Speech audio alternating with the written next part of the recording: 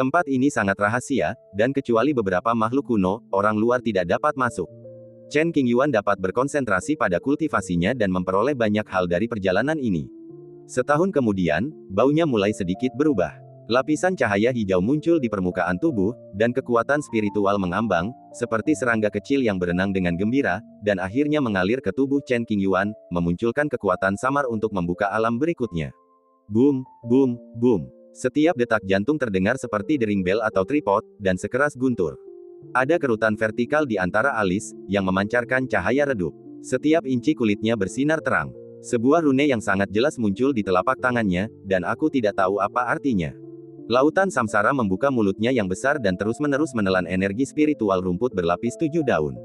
Perlahan-lahan, ia merasa penuh, yang mendorong peningkatan perlahan alam kultivasinya. Panggung tengah Shen Xiao langkah 1. Setelah beberapa bulan berikutnya, fluktuasi aura berubah lagi. Selangkah kemudian, 3 daun rumput glasir 7 daun telah disempurnakan dan diintegrasikan ke dalam tubuh Chen Qingyuan. Mobilisasikan kekuatan spiritual dan terus perbaiki rantainya. Dalam sekejap mata, 10 tahun berlalu dan rumput glasir 7 daun telah sepenuhnya diserap oleh Laut Samsara. Saat ini, telah mencapai puncak Shen Xiao dan menghantam kemacetan. Jiwa dan raga Chen Qingyuan berada dalam kondisi yang sangat tegang. Ini adalah kesempatan yang sangat baik. Jika ia gagal, ia harus menemukan harta karun rahasia baru dan obat-obatan berharga, dan entah berapa lama waktu yang dibutuhkan. Dor. Dalam keadaan kesurupan, kesadaran Chen Qingyuan berada di dunia yang kacau, dan jalan di depannya terhalang oleh penghalang yang tidak diketahui. Penghalangnya sangat kuat dan harus dihancurkan sebelum mencapai ketinggian baru. Kerahkan seluruh kekuatan spiritual dalam tubuh Anda untuk menyerang penghalang tersebut. Dengan bakat yang luar biasa seperti itu, kesulitan untuk menerobosnya tentu jauh melampaui orang biasa. Laut Samsara berputar berlawanan arah jarum jam, dan membentuk pola aneh di belakang Chen Qingyuan, sedalam jurang, tanpa dasar yang terlihat. Setelah menemui hambatan selama lebih dari 3 bulan, tekad Chen Qingyuan tidak pernah goyah, dan dia akhirnya melihat harapan. Setiap kali dia mengerahkan energi spiritualnya untuk menghantam penghalang itu, tubuhnya akan merasakan nyeri tajam. Setelah berlangsung lama, rasa sakitnya menjadi mati rasa. Merusak. Chen Qingyuan membidik celah pada penghalang kemacetan dan menuangkan semua energi spiritual dari Laut Samsara ke dalamnya. Ledakan. Energi spiritual yang dahsyat bagaikan lautan mengalir deras menembus penghalang dan menghancurkan retakan itu. Tidak peduli seberapa kuat penghalang itu, ia tidak akan mampu menahan kegigihan Chen Qingyuan. Retakan pada penghalang itu makin lama makin besar dan makin banyak. Kemudian, hambatan itu mengendur dan penghalangnya runtuh. Fluktuasi kultivasi yang kuat menyembur keluar dari tubuh Chen Qingyuan, menyebabkan penghalang pelindung di sekelilingnya bergetar hebat. Berdengung, Chen Qingyuan tiba-tiba membuka matanya, dan mata tak kasat mata itu seperti pedang, merobek ruang di depannya hingga berhenti di tempat terlarang. Wow, kekuatan kultivasi menyebar bagai air pasang, memenuhi setiap sudut tempat peristirahatan. Tahap awal langkah kedua jembatan ilahi. Setiap kali Chen Qingyuan meningkatkan kultivasinya, itu adalah tugas yang sangat sulit. Sumber daya seperti batu roh hanya dapat mempertahankan konsumsi daya spiritual dasar. Tidak seperti orang biasa, mereka tidak dapat menembus batas dengan bantuan kekuatan batu roh. Itu tidak mudah. Merasakan kekuatannya sendiri berubah, pikiran tegang Chen Qingyuan perlahan-lahan menjadi rileks. Seandainya aku ikut serta dalam pertempuran lihai dengan kultivasiku saat ini, bahkan jika aku terluka, lukanya tidak akan terlalu serius. Malahan, aku bisa menangani situasi itu dengan lebih baik. Keluarkan sejumlah besar batu roh untuk mengisi celah di Laut Samsara. 2 bulan kemudian, energi dan semangat saya mencapai kondisi terbaiknya. Dengan lambaian tangannya, dia mengangkat ikatan itu dan melangkah keluar dari rumah bambu itu. Melihat pohon persik melalui pagar rendah. Dia hampir sampai. Chen Qingyuan melihat kuncup-kuncup di pohon itu menunjukkan tanda-tanda mekar, jadi dia meletakkan tangannya di belakang punggungnya dan menunggu dengan tenang. Pohon persik merentangkan cabang-cabang dan daun-daunnya, dan segala macam tanda yang tidak jelas melayang di kehampaan, muncul dan menghilang, memperlihatkan keajaibannya. Setiap perhentian berlangsung selama setengah tahun, dan Chen Qingyuan berdiri diam seperti gunung, tanpa ekspresi di wajahnya. Panggilan. Tiba-tiba angin bertiup kencang. Angin membuat setiap daun menari dan berdesir. Mata Chen Qingyuan sedikit berubah, dan cahaya aneh melintas di matanya.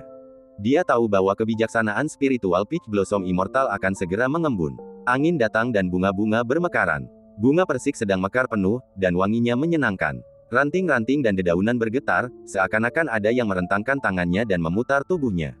Gemerincing. Kecuali batang utama pohon, semua bagian lainnya bergoyang, menimbulkan suara seperti gelombang yang berlangsung lama.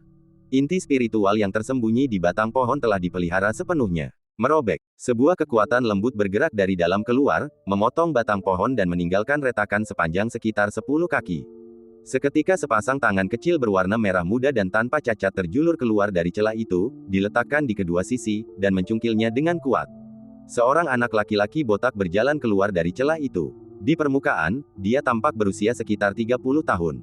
Kelihatannya lucu dan berwarna merah muda. Begitu anak laki-laki itu keluar, ia menatap Chen Qingyuan yang berdiri di luar tembok rendah. Ia pun langsung mendapat ide dan membuat sepotong pakaian dari dedaunan lalu memakainya. Bolehkah aku tahu namamu? Mengenakan pakaian bercorak daun hijau, bocah lelaki itu menatap Chen Qingyuan, ekspresi serius di wajah merah mudanya, dan dengan suara bayinya, dia tampak sangat lucu. Chen Qingyuan. Dengan senyum di wajahnya, Chen Qingyuan menjawab dengan jujur tanpa menyembunyikan apapun. Aku akan mengingatmu. Anak laki-laki kecil itu berbicara dengan nada kasar, yang sangat tidak sesuai dengan penampilannya yang halus. Saya merasa terhormat dikenang oleh para pendahulu saya. Chen Qingyuan merasa sedikit khawatir, tetapi dia tetap tersenyum. Kedua belah pihak bukanlah musuh bebuyutan. Berdasarkan gaya Tao Huaxianren, mustahil baginya untuk melibatkan orang lain dan ia hanya akan berusaha mencelakai lawannya. Aku jarang dipermalukan seumur hidupku. Kau orang yang nyata. Persik tua memadatkan surga ini, yang telah mengapung di lautan kekacauan. Sekarang ia baru saja membangun kembali kecerdasan spiritualnya dan tidak tahu apa-apa tentang dunia luar. Tentu saja, ia tidak mengenal Chen Qingyuan. Terima kasih atas pujiannya. Chen Qingyuan lembut dan anggun, tampaknya tidak berdaya. Hukum penghalang di sini masih utuh dan belum hancur. Bagaimana kau bisa mendekatinya? Di saat kritis ini, Lao Tao tidak dapat memeriksa batasan perlindungan Tao Yuan. Ia secara tidak sadar berpikir bahwa batasan tersebut telah dihancurkan dan sangat khawatir. Karena itulah ia berharap mendapatkan perlindungan dari Chen Qingyuan agar dapat bertahan hidup di masa berbahaya ini. Tak disangka, setelah ditelusuri lebih lanjut, ternyata hukum Tao Yuan sangat kokoh dan tidak ada masalah sama sekali. Karena pernah terjebak di sini sebelumnya, aku secara alami tahu cara mengatasinya. Kata Chen Qingyuan. Mendengar jawaban ini, Lao Tao menyipitkan matanya, menatapnya dari atas ke bawah, dan menjadi semakin takut. Karena pernah terjebak sebelumnya, ia pun menemukan cara untuk melepaskan diri. Orang di depannya bukan orang biasa. Kalau kamu mau aku tinggalin kamu sendiri, ceritakan saja keadaanmu sekarang. Kamu harus kenal aku. Mulailah dari masa setelah orang tuaku. Lao Tao berkata dengan cara kuno. Tidak masalah. Senyum Chen Qingyuan sedikit cerah. Sebelum berbicara, mereka harus menyepakati harganya. Saya ingin informasi. Berapa yang bersedia Anda bayar? Apa? Mendengar ini, Lao Tao tercengang. Lao Tao tidak pernah menyangka Chen Qingyuan berani memasang jebakan saat ini. Sungguh keterlaluan. Tidakkah dia tahu kalau aku galak dan pendendam? Lao Tao berwajah muram dan matanya yang bulat terbelalak lebar. Ia tak habis pikir bagaimana orang di depannya berani berbuat seperti ini. Ia pamer. Apa ia tidak takut padanya? Kalau saja dia tidak bertransformasi dan kultivasinya masih dangkal, dia pasti akan diberi pelajaran agar dia tahu apa artinya menghormati orang yang lebih tua. Tidak apa-apa kalau aku tidak peduli padamu, tapi kau masih berani meminta uang padaku. Setelah menahannya beberapa saat, Lao Tao berhasil meredam amarahnya. Meskipun terdengar seperti omelan, suara anak itu terdengar sangat lemah dan tanpa rasa tertekan. Senior, kamu bisa pergi sendiri dan cari tahu beritanya. Aku tidak memaksamu. Urusan ini soal negosiasi. Kalau kita bisa mencapai kesepakatan, kita bisa lanjutkan. Kalau tidak, kita bisa pergi. Semuanya tergantung padamu, senior. Ini bukan urusanku. Chen Qingyuan berkata sambil tersenyum. Kau, Lao Tao menunjuk Chen Qingyuan dan ingin mengumpat, tetapi ia tidak tahu seberapa kuat Chen Qingyuan, jadi ia tidak berani berkata kasar. Ia hanya berkata, orang serakah. Terima kasih atas pujiannya. Bukannya Chen Qingyuan menggunakan kekerasan untuk memaksa, ini hanya diskusi. Chen Qingyuan dengan senang hati menerima pujian dari orang lain tanpa bantahan apapun. Sebutkan harga Anda. Setelah mempertimbangkannya matang-matang, Lao Tao hanya bisa mengertakkan gigi dan setuju. Mengingat kondisinya saat ini, jika ia keluar, ia pasti akan diincar oleh lelaki tua mengerikan itu. Bahayanya terlalu tinggi. Hanya sedikit orang yang tidak iri dengan obat berharga berbentuk manusia berjalan ini. Sangat penting bagi Lao Taoyan untuk memahami situasi di luar. Itu tergantung ketulusanmu, senior. Aku akan memberikan apapun yang kau tawarkan. Chen Qingyuan takut Lao Tao akan mengingkari janjinya, jadi dia berkata dengan serius, jangan khawatir. Aku tahu segalanya tentang jejak sejarah masa lalu dan perubahan situasi saat ini. Aku mengerti semuanya. Bajingan. Lao Tao menatap Chen Qingyuan dan merasakan keakraban yang aneh, seolah-olah ia telah melihat masa lalunya, seolah-olah mereka dibentuk dalam cetakan yang sama. Ia menggertakkan gigi dan mengumpat dengan suara rendah, pencuri kecil tak tahu malu, memanfaatkan kesempatan untuk menyelinap masuk. Chen Qingyuan terus tersenyum dan mendengarkan kata-kata yang tidak berarti ini tanpa ada gejolak di hatinya. Ambil ini. Lao Tao mengeluarkan buah umur panjang kualitas terbaik, yang dapat membuat petani biasa dapat hidup selama beberapa ribu tahun lagi. Meskipun kualitasnya jauh lebih rendah dibandingkan dengan Seven Leaf Glaze Grass, Chen Qingyuan tetap menerimanya. 300.000 tahun yang lalu, setelah kau menghilang dari pandangan, sebuah era baru tiba puluhan ribu tahun kemudian. Seorang pria mencapai pencerahan, yang dikenal sebagai Chang Hong. Meskipun kemampuannya tidak sehebat para kaisar kuno, kegigihannya luar biasa. Dengan hati yang teguh, ia berhasil mencapai puncak meskipun bakatnya biasa saja. Sejak ia memulai perjuangannya, ia telah berjuang dan kalah berulang kali, namun ia terus berjuang. Hati daunnya teguh dan tak tergoyahkan. Kaisar Chang Hong meraih kemenangan terakhir yang paling krusial. Ia menaiki jembatan ilahi, berjalan ke seberang, membasuh semua keinginan duniawi, dan berkuasa penuh. Chen Qingyuan menggambarkan era Kaisar Chang Hong secara rinci. Sebuah dahan terkulai, mendarat tepat di belakang Lao Tao. Sambil duduk di dahan itu, ia mendengarkan dengan sabar, tanpa melewatkan satu detail pun, dan sebuah adegan dari periode sejarah itu seakan terputar dalam benaknya. Lebih dari 100.000 tahun kemudian, leluhur sebuah klan kuno mencapai pencerahan dan berdiri di puncak, bersinar cemerlang. Setiap tokoh terkemuka di zaman kuno telah meninggalkan jejak yang mendalam dalam catatan sejarah. Kemudian, sesosok yang mengerikan muncul. Ia memiliki 6 jari di tangan kanannya dan sangat berbakat. Dengan kekuatan absolutnya, ia mendominasi seluruh era dan naik tahta tanpa terbantahkan. Sejarah menyebutnya Raja Ilahi berjari 6. Berbicara tentang sosok teratas ini, Chen Qingyuan tak bisa tidak memikirkan pesta pamungkas di negeri tua itu. Adegan berdiskusi dan belajar dari bayangan Raja Dewa muncul di depan matanya, dan ia mendapatkan banyak manfaat. Setelah mengatakan ini, Chen Qingyuan berhenti dan berhenti berbicara. Kenapa berhenti? Lao Tao mendengarkan dengan penuh minat. Tiba-tiba, tak ada lagi yang bisa dibicarakan.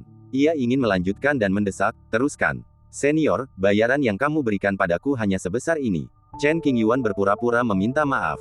Kamu, benar-benar hebat. Mendengar ini, Lao Tao hampir muntah darah, dadanya sesak, dan dia sangat marah. Jika kau memberiku lebih, aku juga bisa meminjamkanmu beberapa buku kuno.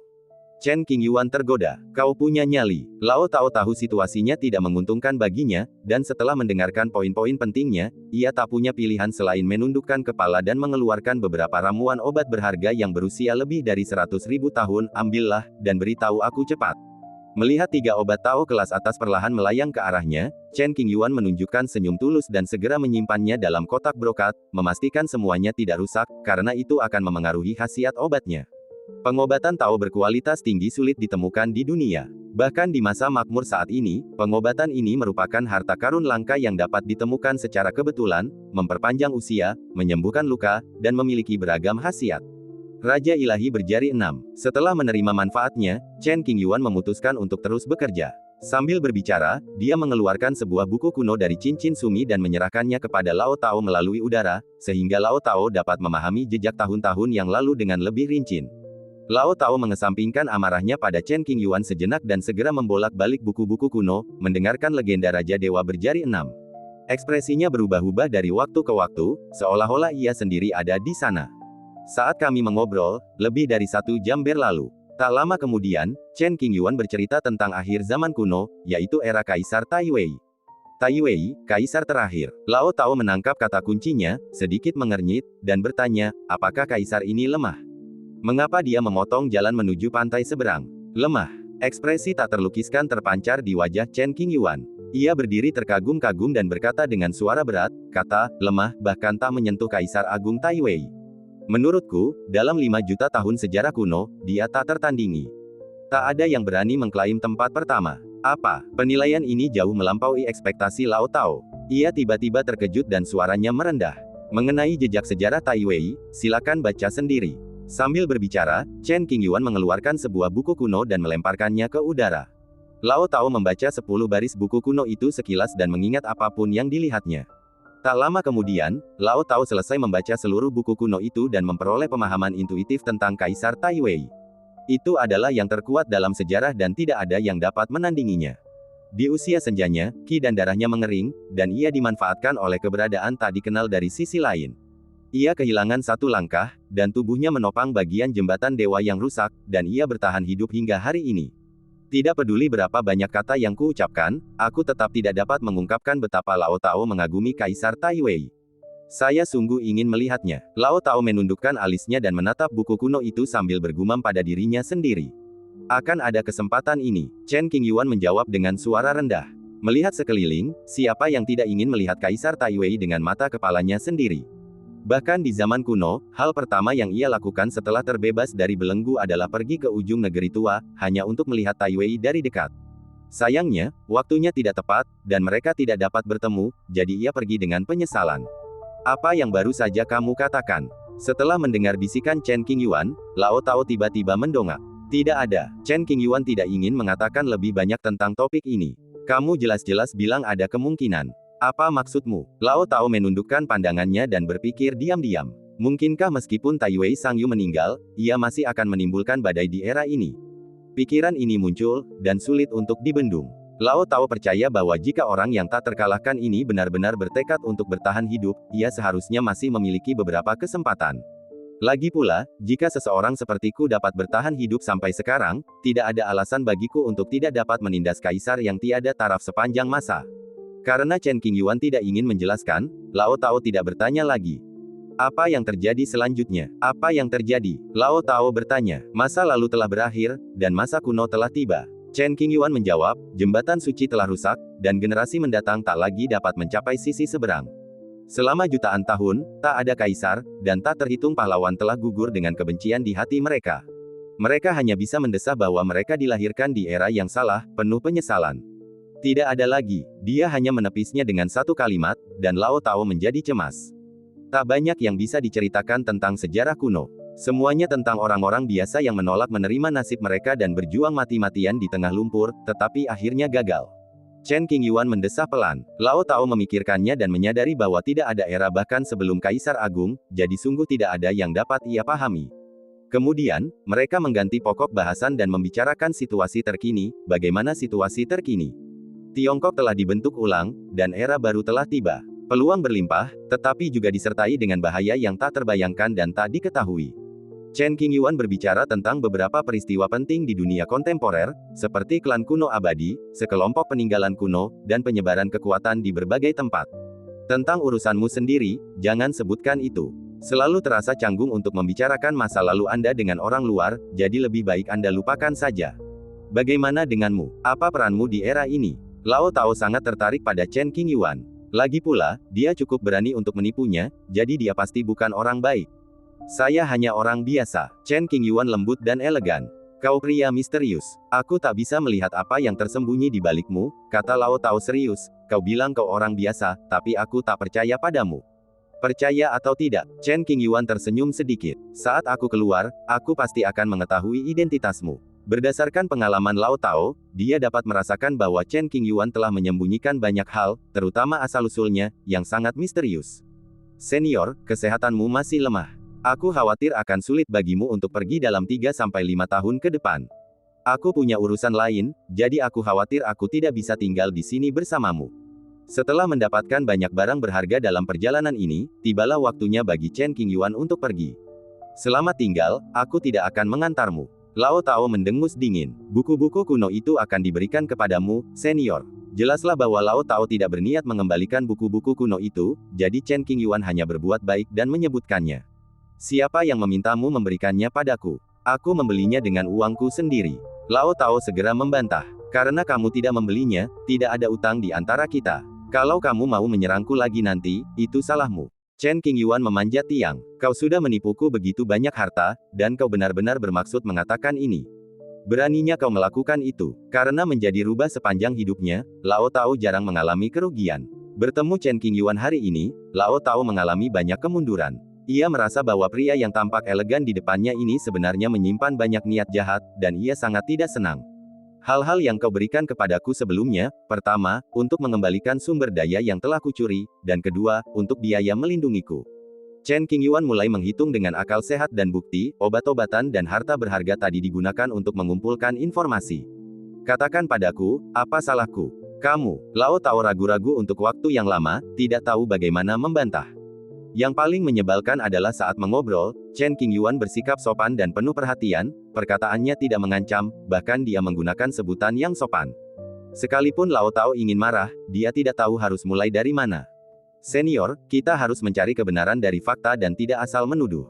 Anda memberi saya sumber daya ini secara sukarela. Saya tidak mencoba mencurinya. Chen Qingyuan tersenyum dan berbicara. Keluar dari sini, aku kesal hanya melihatmu. Setelah merenung sejenak, Lao Tao menjadi kesal dan memerintahkan mereka pergi. Junior, silakan pergi. Chen Qingyuan pergi dengan perasaan puas. Dasar pencuri kecil brengsek, aku tidak bisa berbuat apa-apa padanya. Dia tidak punya alasan yang sah dan tidak punya dasar hukum. Setelah Chen Qingyuan pergi, Lao Tao mengumpat dan tertawa dengan marah. Aku sungguh malang telah ditipu oleh bocah ini. Lao Tao tidak merasa benci sedikit pun terhadap Chen Qingyuan, hanya merasa tak berdaya. Saat aku keluar, aku pasti akan menemukan kesempatan untuk menangkapmu dan membuatmu memuntahkan apa yang telah kau makan. Meskipun keluarga Lao Tao tidak kaya, dia tetap merasa sangat sedih. Sumber daya yang diinvestasikan adalah masalah kecil, kehilangan muka adalah masalah besar. Tanpa dia sadari, Chen Qingyuan tidak akan mengembalikan apa yang telah dimakannya. Bagaimana saya dapat mengembalikan sumber daya yang saya peroleh melalui kemampuan saya sendiri? Begitu Chen Qingyuan keluar, dia mendengar sesuatu yang menggemparkan. Bahkan dengan mentalitas Chen Qingyuan, ekspresinya berubah drastis, jantungnya berdebar kencang, dan dia sangat terkejut. Makam Kaisar Taiwei terungkap. Di galaksi tertentu di timur, para pahlawan dengan susah payah mencari jejak makam Kaisar dan akhirnya menemukan sesuatu. Sebelumnya, masyarakat Yunan mengetahui keberadaan makam kaisar di dekatnya melalui penemuan makam Markis Yunan. Setelah Shenzhou direnovasi, tatanan langit dan bumi berubah, yang memengaruhi penerapan hukum makam kaisar Taiwei. Seorang tokoh berpengaruh pada masa itu memanfaatkan kesempatan, mengikuti petunjuk, dan menuai hasilnya. Pintu masuk ke makam kaisar telah ditemukan. Jantung Chen Qingyuan berdebar kencang dan dia tertarik. Alasan mengapa saya tidak pergi ke timur sebelumnya adalah karena saya harus menemukan cara untuk meningkatkan kultivasi saya sehingga saya dapat menyambut Zheng Yu. Kini, lokasi spesifik makam kaisar telah ditemukan. Anda hanya perlu mendorong pintu untuk masuk. Pada saat seperti ini, sungguh tidak masuk akal jika Chen Qingyuan tidak ikut bersenang-senang. Warisan Taiwei mungkin ada di makam itu. Hingga hari ini, warisan Taiwei masih menjadi misteri. Huang Xingyan, yang mewarisi setetes darah Taiwei, tinggal di istana kekaisaran selama bertahun-tahun dan mempelajari beberapa seni kekaisaran. Namun, ia tidak pernah benar-benar menerima warisan dari Kaisar Taiwei. Paling-paling, ia hanya menerima konten pembuka dan keterampilan sekte luar. Huang tua harus pergi. Cepat atau lambat, seseorang pasti akan menemukan cara untuk membuka makam Kaisar Taiwei. Chen Qingyuan langsung teringat pada teman lamanya yang sudah lama tak ia temui. Sebagai keturunan Taiwei, Huang Xingyan tidak punya alasan untuk absen. Saya khawatir hanya sedikit dari orang tua yang bersembunyi di setiap sudut rumah ini yang mampu menahannya. Mampu memperoleh sedikit informasi di makam kaisar merupakan keberuntungan besar bagi siapapun, cukup untuk mengubah takdir mereka. Makam kekaisaran biasa dapat membuat para kultivator di seluruh dunia tergila-gila, apalagi makam kekaisaran Taiwei, yang terbaik di zaman kuno. Belum lagi para pembudidaya dari semua sisi, bahkan makhluk kuno yang dihidupkan kembali kemungkinan besar akan pergi ke timur untuk mencari tahu apa yang sedang terjadi.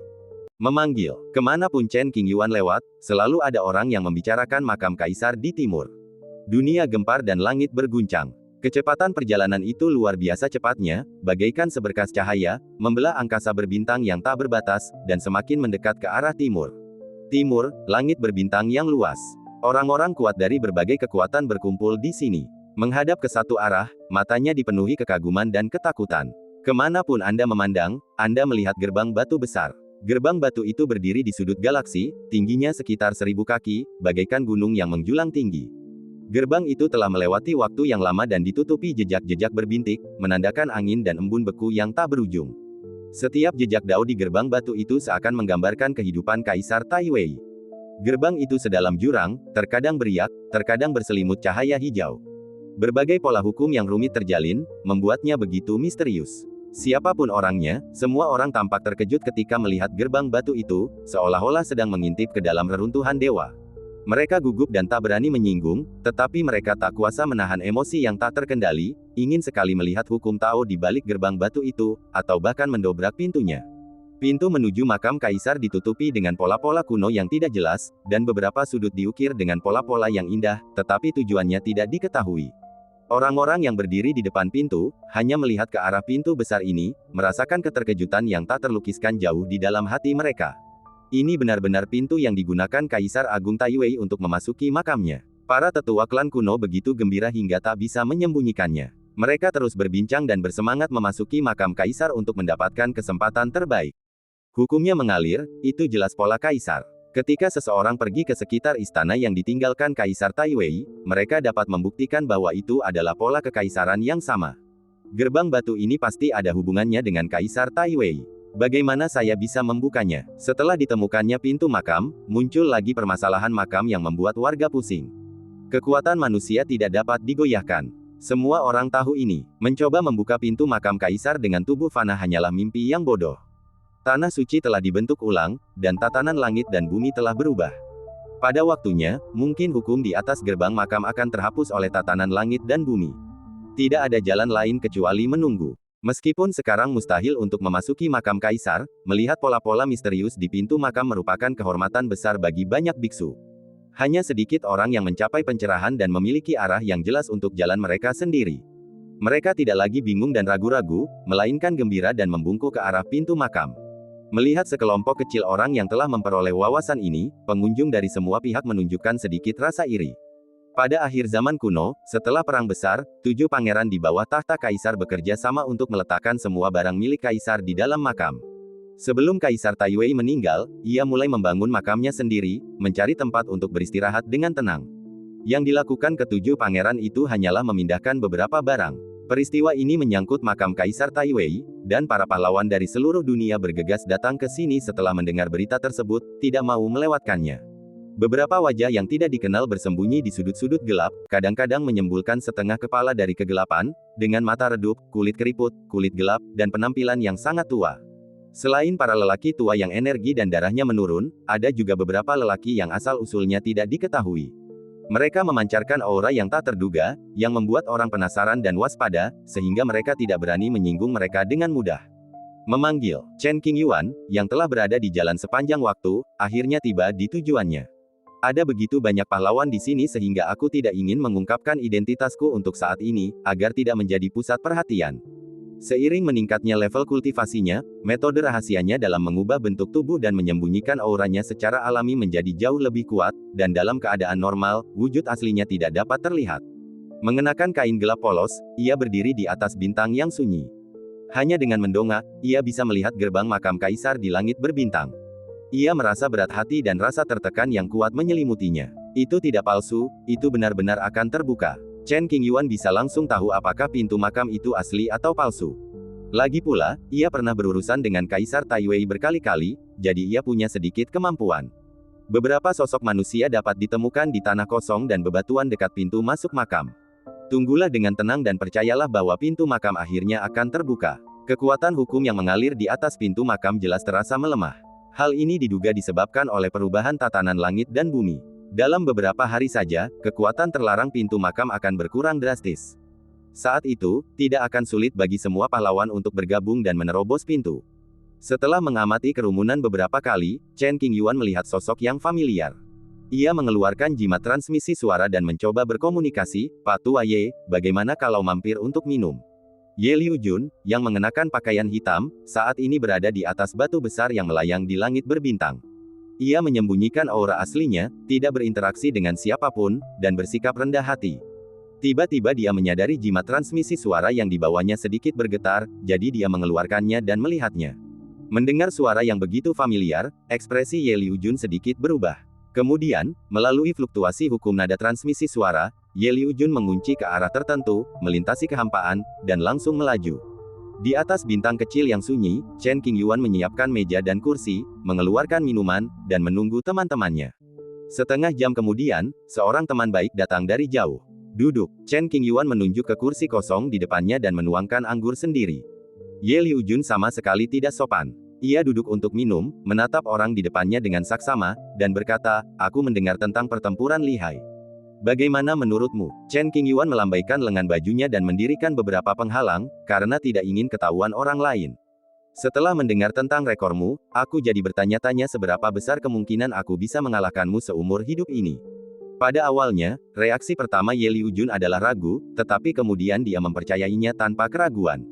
Meskipun pembunuhan awal terhadap 11 leluhur klan kuno di kota jembatan ilahi itu tidak masuk akal dan mengerikan, hal itu tampak jauh lebih rendah dibandingkan dengan insiden penekanan mayat kaisar. Hidup di era yang sama dengan orang-orang mesum seperti itu sungguh mengasyikkan sekaligus menyedihkan. Kurasa kau tak perlu memikirkan ini. Kita mungkin bisa bersaing satu sama lain di masa lalu, tapi itu tak perlu di masa depan. Sejak Chen Qingyuan melangkah ke jembatan ilahi, ia telah mengalami transformasi, ditakdirkan untuk mencapai lebih banyak hal dalam kehidupan ini daripada di masa lalu. Bajingan, Ye Liujun mengumpat sambil tersenyum, aku berperan besar dalam kemampuanmu mencapai titik ini. Jika kau tidak mencuri ramuan sumber kaisar yang kutinggalkan, akan butuh waktu lama sebelum kau bisa menyentuh jembatan ilahi.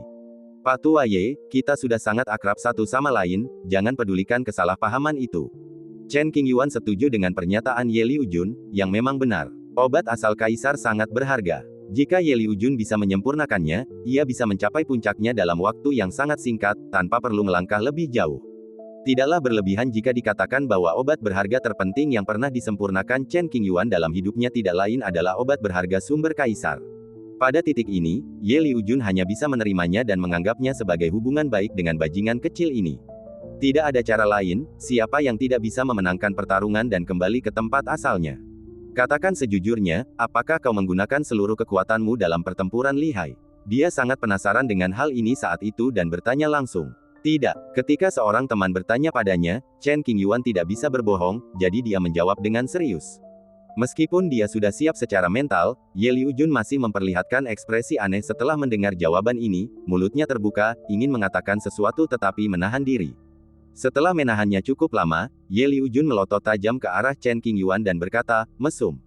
Chen Qingyuan minum dalam diam sambil tersenyum di wajahnya. Seandainya aku tahu makam Tai Wei begitu rumit dan jejaknya baru akan terungkap beberapa hari kemudian, aku seharusnya tidak datang sepagi ini. Ye Liujun baru saja berpikir untuk mengambil inisiatif dan memasuki makam kaisar segera setelah dibuka untuk melihat apakah dia bisa menemukan beberapa peluang yang akan menguntungkannya. Siapa sangka waktu yang dihabiskan untuk menunggu ternyata sia-sia. Ketika dia datang, dia juga meminta surat kepada Chen Qingyuan. Jika dia menghadapi bahaya, dia bisa mengirimkan surat itu kepada Sekte Buddha, dan dia pasti akan mendapatkan perlindungan dari Sekte Buddha. Sejauh ini, tidak ada masalah. Ye Liujun masih menyimpan surat itu di tangannya dan tidak punya tempat untuk menunjukkannya. Lebih baik datang lebih awal daripada datang lebih awal. Chen Qingyuan tersenyum. Aku tidak bisa membiarkanmu memanfaatkan pembukaan makam kaisar kali ini. Begitu ide ini muncul, Ye Liujun merasa itu sangat mungkin. Siapa yang tahu, Chen Qingyuan tidak punya banyak harapan dan datang ke sini murni untuk mencoba peruntungannya. Saya samar-samar ingat bahwa ketika esensi Chen Qingyuan belum pulih, ia berpartisipasi dalam pesta Venaki dan memasuki dunia kuno. Sebuah pecahan senjata kekaisaran Kaisar Tai Wei muncul, dan para jenius dari segala penjuru berebut untuk mendapatkannya. Chen Qingyuan jelas berada di ambang kesuksesan, tetapi diusir oleh kekuatan misterius, mengatakan bahwa ia tidak memiliki peluang untuk mendapatkan senjata kekaisaran tersebut. Saat itu, Chen Qingyuan sangat marah dan tidak berdaya. Tidak akan ada hal baik yang terjadi padaku jika aku tinggal bersamamu. Ye Liujun berpikir bahwa Chen Qingyuan adalah kutukannya, dan semua hal baik yang dimilikinya akan jatuh ke tangannya. Kamu tidak bisa mengatakan itu. Semuanya adalah kecelakaan. Chen Qingyuan dengan keras menyangkalnya, dan wajahnya yang tersenyum membuat Ye Liujun ingin memukulnya, tetapi sayangnya dia tidak cukup kuat untuk melakukannya. Pokoknya, kalau aku menemukan kesempatan ini dan kau merebutnya, aku pasti akan melawanmu sampai mati. Ye Liujun mengatakan ini dengan tatapan galak, jadi dia harus memberikan peringatan terlebih dahulu untuk menghindari kerugian besar. Bagaimana mungkin kita bisa mengatakan hal seperti itu di antara teman? Chen Qingyuan berpura-pura serius dan berkata dengan wajah tegas, jangan biarkan hal sekecil itu memengaruhi persahabatan kita. Heh, Ye Liujun mencibir, sudah lama melihat amarah Chen Qingyuan, jangan pikir aku tidak tahu. Kau selalu memikirkan peti matiku. Omong kosong, aku tidak melakukannya. Chen Qingyuan segera menanggapi, jika aku menawarimu peti mati, apakah kau akan menerimanya? Melihat wajah Chen Qingyuan yang babak belur, Ye Liujun merasa gatal di hatinya. Hadiah dari teman memang tak bisa ditolak. Pak Tua Ye, kalau kamu sungguh-sungguh mau memberikannya, aku pasti tak akan menolaknya. Tutup peti mati itu adalah senjata kekaisaran yang asli, jadi bagaimana mungkin Chen Qingyuan tidak mengkhawatirkannya. Namun, ia tahu mustahil untuk mendapatkannya. Keluar, umpat Ye Liujun. Keduanya minum anggur dan menunggu perubahan di gerbang makam kaisar. Jumlah orang berkuasa yang menyerbu ke sini bertambah dari hari ke hari, dan fluktuasi yang tidak biasa dalam hukum sering terjadi, dan kadang-kadang terjadi gesekan, yang menyebabkan kehebohan. Aku pergi. Aku nggak mau tinggal sama kamu. Gampang kena masalah. Setengah bulan kemudian, Ye Liujun kehilangan minat minum dan berbalik. Tidaklah berlebihan. Chen Qingyuan bergumam pelan. Kau musuh bebuyutanku. Dimanapun kau berada, kemungkinan besar aku akan sial. Ye Liujun tidak mempercayai hal-hal ini sebelumnya, tetapi setelah bertemu Chen Qingyuan, dia harus mempercayainya. Setelah mengatakan ini, Ye Liujun berbalik dan menghilang. Tak lama kemudian, hanya Chen Qingyuan yang tersisa. Kadang-kadang saya minum beberapa minuman dan mempelajari metode sebenarnya dari seni sihir. Terlihat dengan mata telanjang bahwa hukum dan larangan di gerbang makam kaisar telah sedikit dilonggarkan, membuat para pendeta yang hadir luar biasa gembira, seolah-olah mereka melihat pintu makam terbuka dan masuk untuk berebut kesempatan. Setelah beberapa bulan damai, seorang pengunjung menarik perhatian Chen Qingyuan. Seorang pria perkasa mengendarai kereta perang dari batu giok dengan kecepatan tinggi. Kereta perang itu bagaikan gunung yang menjulang tinggi, dengan ukiran rune yang tak terhitung jumlahnya di permukaannya. Di panggung depan berdiri berbagai wanita cantik, mengenakan rok panjang, anggun dan menawan. Hanya ada satu orang di kereta perang itu. Ia mengenakan jubah brokat ungu, dengan mahkota giok di kepalanya. Wajahnya tampan, matanya jernih, dan senyum tipis tersungging di sudut mulutnya. Dia tampan dan elegan. Banyak orang yang menatapnya dengan rasa ingin tahu, dengan sedikit keraguan di dahi mereka. Siapa orang ini? Ini pertama kalinya aku melihatnya, dan aku tidak tahu dari mana asalnya. Dia sangat terkenal, dia mungkin bukan orang biasa, jangan memprovokasi dia. Naik kereta giok, ditemani wanita-wanita cantik. Bahkan orang paling sombong dari klan kuno abadi pun takkan tampil semegah ini. Total ada 100 wanita di kereta perang itu. Setiap wanita sangat cantik, dengan setiap kerutan dan senyum mereka menunjukkan pesona mereka yang sangat memikat. Pemuda berbaju ungu itu berbaring di ranjang giok bundar yang besar, dengan beberapa pelayan cantik yang melayaninya. Ia begitu nyaman, seperti playboy sejati, yang membuat orang-orang iri dan cemburu. Permisi, anak muda, siapa namamu? Selalu ada sebagian orang yang tidak dapat menahan diri dan maju untuk bertanya tentang asal-usul mereka. Kamu tidak layak mengetahui namaku. Pemuda berpakaian ungu itu menatapnya dengan dingin, mempermalukan pihak lain di depan umum tanpa memberinya muka sedikit pun. Kau, pengunjung itu tiba-tiba merasa malu, wajahnya memerah, dan ia ingin marah, tetapi akhirnya ia menahannya. Ia tidak ingin menimbulkan masalah ketika makam kaisar akan dibuka, jadi ia terpaksa menahan diri dan mundur ke dalam kegelapan. Membosankan, pemuda berbaju ungu itu memasang ekspresi angkuh. Ia menoleh menatap gadis cantik di sampingnya, matanya penuh kelembutan, lalu mengulurkan tangan untuk membelainya. Para pahlawan dari segala penjuru di dekat makam kaisar melihat perilaku pemuda berjubah ungu itu dan diam-diam berkata, sungguh sombong pemuda itu. Kereta perang berhenti di langit berbintang tempat gerbang makam berada. Menghadapi tatapan orang lain, pemuda berbaju ungu itu sama sekali tidak peduli. Saya datang ke sini untuk bertemu pahlawan masa kini. Anda jauh dari salah satu dari mereka. Pemuda berbaju ungu itu berdiri dan berjalan ke depan kereta perang. Ia melirik para biksu di depannya dan berkata lantang tanpa ragu. Semua orang yang mendengar ini menjadi marah dan ingin membunuh pemuda berbaju ungu itu. Namun, karena kurangnya pengetahuan tentang latar belakang dan kekuatan pemuda berjubah ungu itu, belum ada yang berani maju, karena takut nasib buruk akan memancing musuh yang kuat. Lagi pula, siapapun yang berani berbicara sembrono di sini pastilah sakit jiwa atau memiliki kepercayaan diri yang sangat rendah. Melangkah. Pemuda berpakaian ungu merapikan pakaiannya, melangkah ke dalam kehampaan, dan menuju ke sebuah planet terpencil. Arah yang ditujunya tepat berada di tempat Chen Qingyuan berada. Chen Qingyuan menatap pemuda berbaju ungu yang mendekat, mengerutkan kening dan tampak serius. Saya ingin minta minum, Tuan. Apakah Anda mau? Tidak lama kemudian, seorang pemuda berpakaian ungu muncul di planet terpencil ini, tampak anggun dan dengan senyum di wajahnya. Silakan duduk. Meskipun dia tidak mengetahui maksud pengunjung tersebut, Chen Qingyuan akan menunjukkan rasa hormat dan ingin melihat latar belakang orang tersebut. Karena pemuda berbaju ungu itu terlalu menonjol, Chen Qingyuan juga diperhatikan oleh para pahlawan dari semua pihak. Sepasang mata berkumpul dan mulai menatap Chen Qingyuan. Mereka tidak dapat mengetahui identitasnya untuk saat ini, jadi mereka tampak curiga dan berkomunikasi secara diam-diam. Kultivator biasa tidak dapat melihat metode rahasia Chen Qingyuan. Pria tua yang bersembunyi di kegelapan mengamati dengan saksama dan secara bertahap mendapatkan beberapa petunjuk, tetapi butuh waktu untuk mendapatkan jawabannya. Tatapan mata orang lain tak mampu menimbulkan gejolak emosi apapun pada pemuda berbaju ungu itu, dan dia sama sekali tak peduli. Perhatian pemuda berpakaian ungu kini tertuju pada Chen Qingyuan, dengan minat besar dan mata tertuju padanya. Panggilan. Chen Qingyuan melambaikan tangannya pelan dan mendirikan penghalang, karena tidak ingin terlalu banyak orang menonton. Tiba-tiba, para praktisi di segala arah kehilangan pandangan terhadap target mereka, dan semua yang mereka lihat di depan hanyalah kabur, tidak dapat melihat lebih jauh. Siapa namamu, teman? Setelah menuangkan secangkir teh sebagai tanda persahabatan, Chen Qingyuan bertukar pandang dengan pemuda berjubah ungu yang duduk di hadapannya dan bertanya dengan sungguh-sungguh. Dia Xuan. Menghadapi Chen Qingyuan, pemuda berbaju ungu itu tidak lagi menunjukkan kesombongan seperti yang baru saja ditunjukkannya kepada para pahlawan. Ia lebih sopan dan menjawab sambil tersenyum. Mendengar suara itu, Chen Qingyuan diam-diam mengulang nama, He Xuan, beberapa kali dalam hatinya. Ini pertama kalinya ia mendengarnya, tetapi ia tidak memiliki kesan apapun. He Yuyu memiliki sikap yang luar biasa, dia seharusnya bukan seorang kultivator biasa. Chen Qingyuan terus bertanya tentang latar belakang pihak lain. Bukan kultivator biasa. He Xuan menyesap tehnya, lalu menatap Chen Qingyuan lagi. Tatapannya yang dalam seolah ingin melahap jiwa Chen Qingyuan.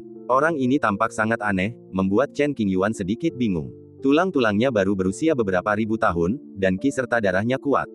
Namun, aura yang terpancar dari tubuhnya agak ketinggalan zaman, seolah-olah ia berasal dari dunia lain, dan sorot matanya mengandung nuansa perubahan kehidupan yang tak tersamarkan. Temanmu termasuk golongan yang mana? Chen Qingyuan bertanya lagi. Jika itu orang biasa, Chen Qingyuan tidak akan repot-repot menyelidikinya. Namun, pemuda berbaju ungu di depannya jelas bukan orang biasa, dan identitasnya membingungkan. Sebenarnya, kita memang punya hubungan, kata He Xuan sambil tersenyum tipis, lebih tepatnya, kau dan ayahku punya hubungan. Oh, siapa ayah temanmu? Setelah mendengar ini, Chen Qingyuan menjadi lebih tertarik dan mulai mengajukan lebih banyak pertanyaan. Saya akan menjawab pertanyaan ini hanya jika Anda berjanji satu hal kepada saya. He Xuan mulai mengajukan tuntutan. Apa? Chen Qingyuan ingin tahu apa niat orang ini. Jika dia punya niat buruk, dia akan menekannya. Pertama-tama, biar aku beritahu padamu, bahkan jika kamu tidak mau, kamu tidak bisa melakukannya. He Xuan tampaknya melihat jati diri Chen Qingyuan yang sebenarnya dan mengetahui sifatnya, jadi dia menyapanya terlebih dahulu. Oke, silahkan. Kami adalah orang-orang yang berakal sehat, mustahil bagi kami mengambil tindakan hanya karena gagal mencapai kesepakatan dalam beberapa kata, Chen Qingyuan mengangguk. Teman saya Yi dan saya langsung cocok dan jatuh cinta. Di tahun-tahun mendatang, saya bersedia mengejarnya dengan sekuat tenaga. Saya harap Anda tidak akan menghentikan saya dan membantu mewujudkan takdir ini. Ketika mengatakan ini, He Xuan mengerahkan seluruh kekuatan spiritual dalam tubuhnya dan bersiap untuk melarikan diri kapan saja. Apa katamu? Chen Qingyuan tertegun, ekspresinya dipenuhi keheranan. Orang ini mengincar putriku. Bajingan. Dasar bajingan. Setelah tertegun sejenak, Chen Qingyuan tiba-tiba berdiri, melotot ke arah orang di depannya dengan luapan emosi, seakan-akan dia adalah seekor singa yang sedang marah, memperlakukan orang di depannya sebagai mangsa, dan dia mungkin akan membuka mulutnya yang berdarah, memperlihatkan taringnya yang tajam, dan mencabik-cabik orang itu kapan saja. Nak, tunggu aku di sini. Jika kau berani menyerang putriku, aku akan mengulitimu hidup-hidup. Chen Zunyu, kamu bilang kamu tidak akan melakukan apa-apa. Tenang, tenang. Melihat Chen Qingyuan yang marah, He Xuan yang tadinya begitu riang dan elegan, tiba-tiba menjadi cemas. Omong kosong kalau bilang dia tidak panik. Wah, aku nggak peduli siapa kamu. Kalau berani ganggu putriku, aku bakal bunuh kamu. Chen Qingyuan memperingatkan. Ya. Setelah membiarkan orang ini tenang dulu, He Xuan mengangguk cepat dan menyetujuinya dengan acuh tak acuh.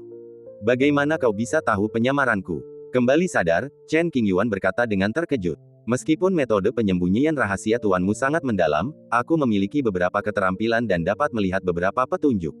He Xuan diam-diam menyeka keringat dingin di dahinya. Ia benar-benar takut jika ia memojokkan Chen Qingyuan, ia tak punya pilihan selain melarikan diri. Kau bilang teknik rahasiaku hebat, tapi kau juga bilang punya beberapa keahlian. Chen Qingyuan kini menganggap He Xuan sebagai musuh potensial. Ia memelototinya dengan sinis dan mencibir, kau sedang menyanjung diri sendiri.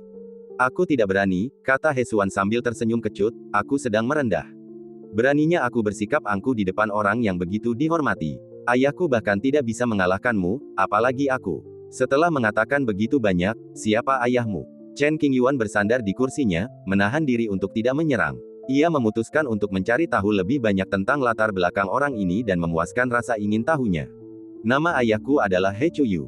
He Xuan menjawab dengan jujur. Ledakan. Begitu kata-kata ini keluar, bagaikan guntur yang meledak di telinga Chen Qingyuan, menggetarkan hatinya dan membuatnya tak percaya. Nama He Chuyu mungkin masih asing di telinga, namun jika diberi gelar lain tentu akan sangat mengejutkan. Kaisar Qing Yu. Dalam perang kuno, Chen Qingyuan mengusir 7 mayat kaisar, salah satunya jatuh ke dunia manusia dan berubah menjadi jurang iblis. Kaisar Iblis Qing Yu, yang menganut agama Buddha dan iblis, adalah kaisar Gaibo yang sangat kuat. Pada malam hari, kekuatan Buddha dan iblis dalam tubuhnya kehilangan keseimbangan, dan ia sepenuhnya jatuh ke dalam jalan iblis, menjadi gila dan tak terkendali. Kemudian, keberadaan pihak lain muncul dan memurnikan Kaisar Iblis menjadi boneka untuk mempelajari rahasia umur panjang. Ada kemungkinan besar bahwa keseimbangan Kaisar Iblis Qing Yu rusak di tahun-tahun terakhirnya, yang mungkin disebabkan oleh keberadaan di sisi lain.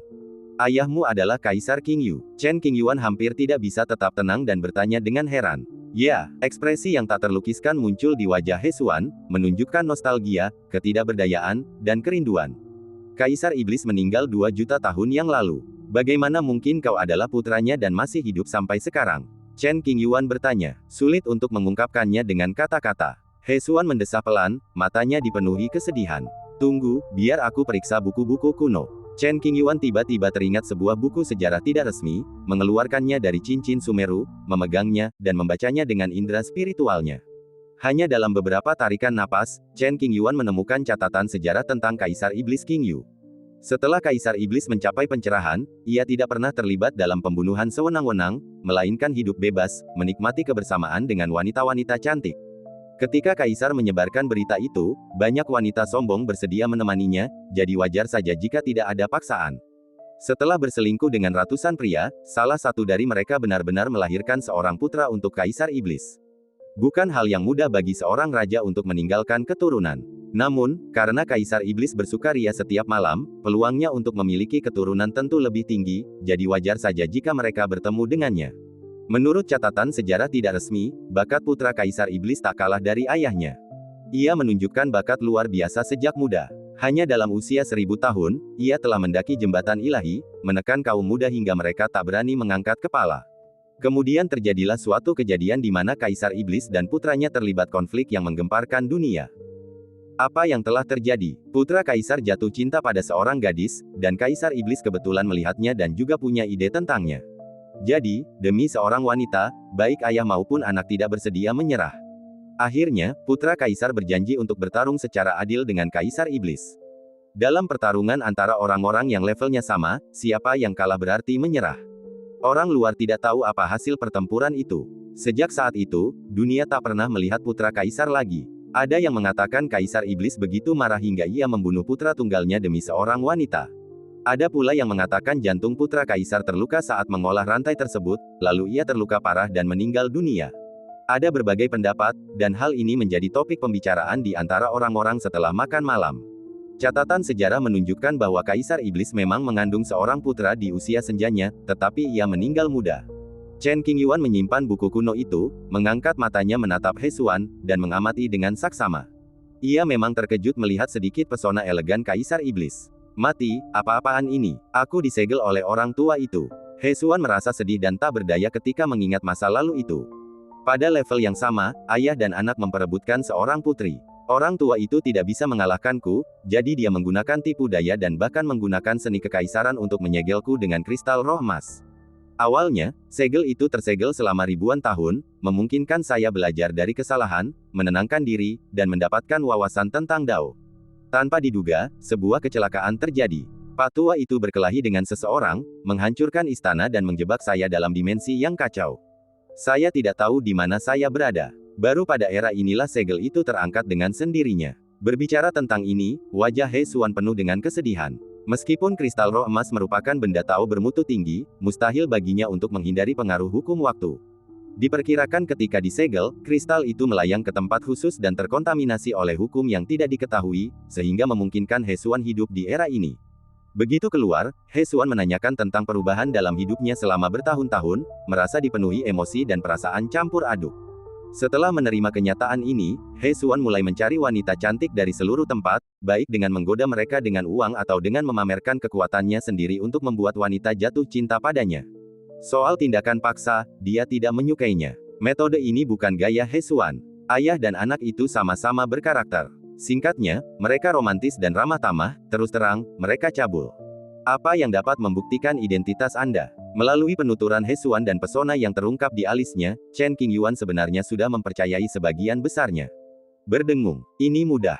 He Xuan mengangkat tangannya dan menggambar jimat di udara. Meskipun jimat itu melintas, Chen Qingyuan melihatnya dengan jelas. Hukum bawaan kekaisaran Kaisar Qingyu tidak dapat diwariskan kepada orang lain.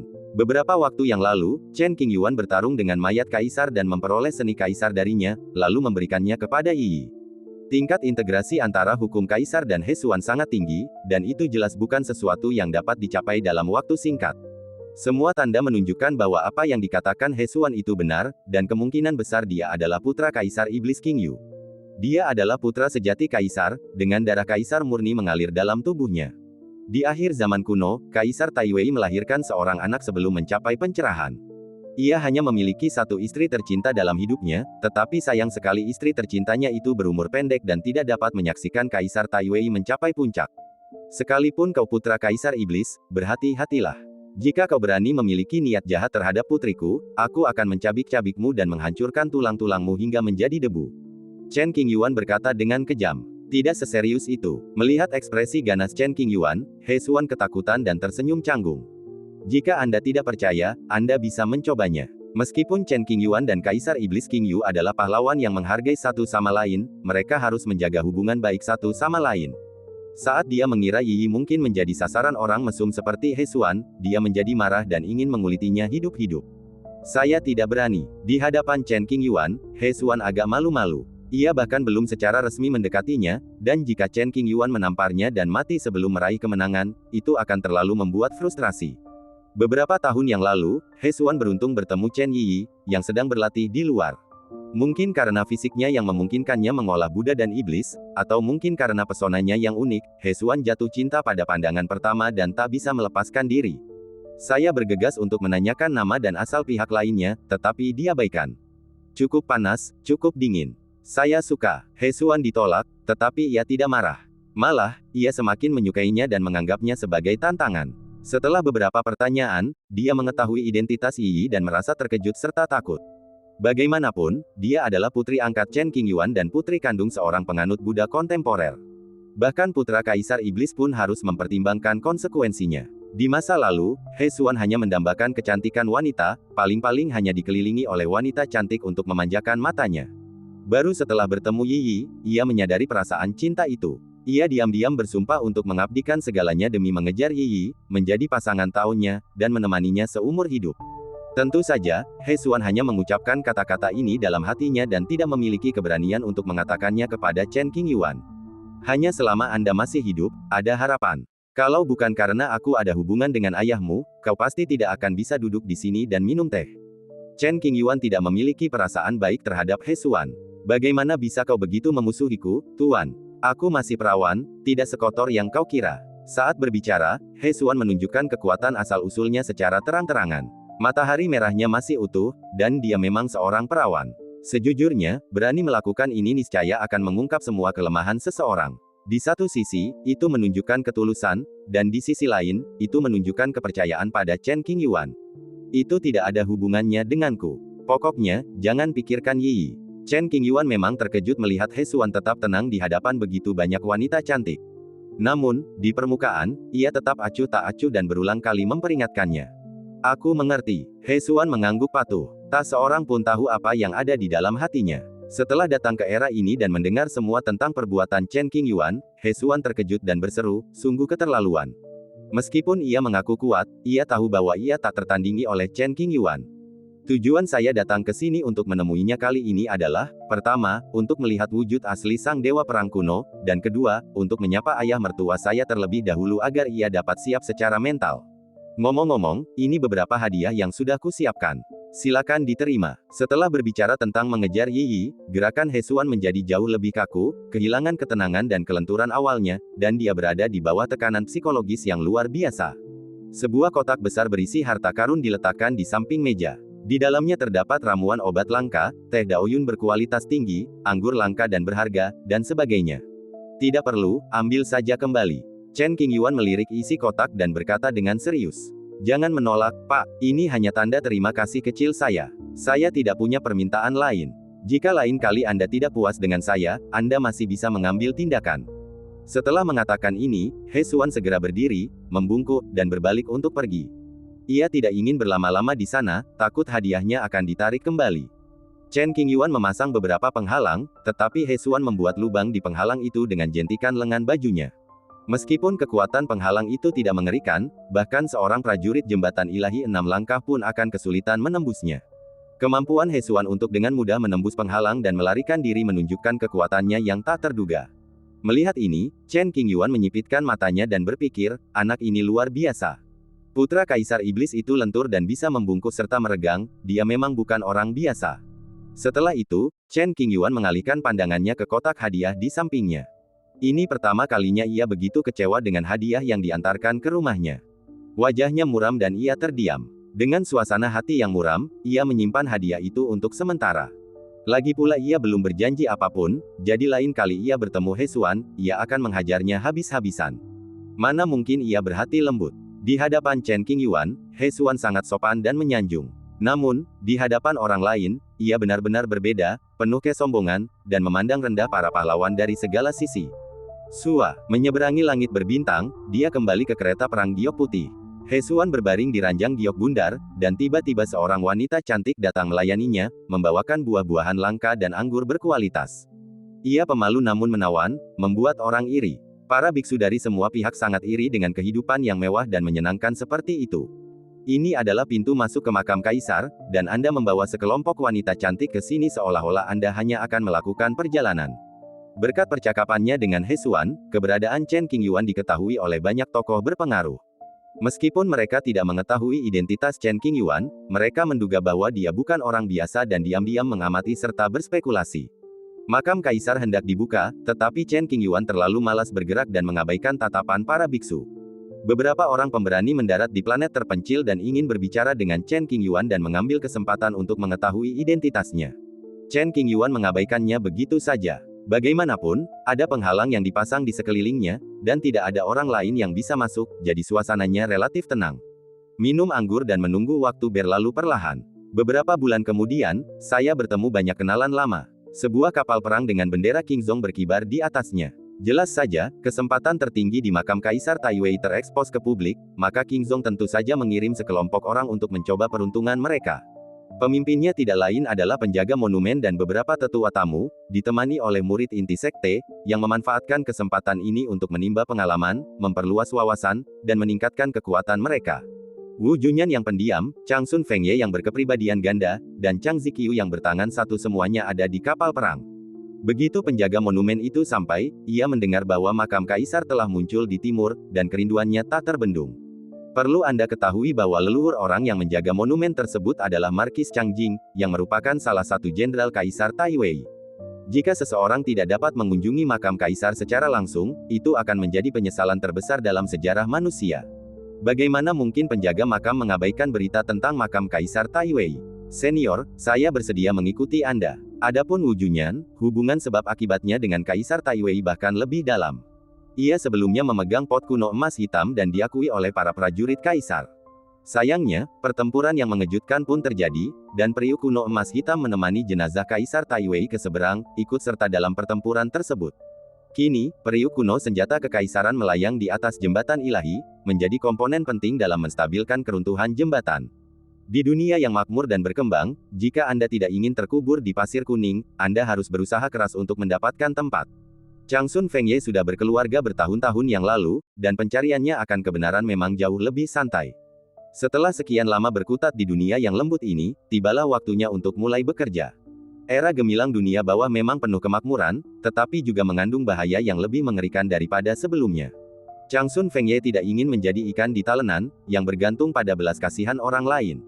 Ia harus berjuang keras dan berjuang keras agar memiliki kesempatan untuk melindungi orang-orang yang dicintainya. Dalam mengejar jalan agung, saya bersedia mengambil risiko. Chang Ziqiu adalah orang yang lugas yang hanya ingin mencapai puncak jalur pedang dalam hidupnya.